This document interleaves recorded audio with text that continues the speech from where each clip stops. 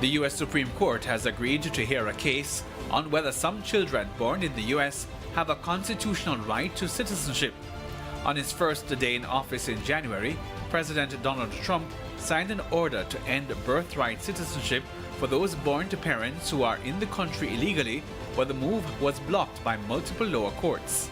No date has been set yet for the Supreme Court arguments, and a ruling is months away. Whatever the court decides could have a major implication for Trump's immigration crackdown and for what it means to be an American citizen. And Germany's parliament has voted to introduce a voluntary military service in a move aimed at boosting national defenses after Russia's full-scale invasion of Ukraine. It marks a significant shift in Germany's approach to its military and follows Chancellor Friedrich Merz's push to create Europe's strongest conventional army.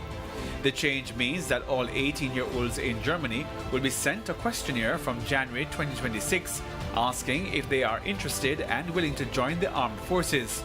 The form will be mandatory for men and voluntary for women.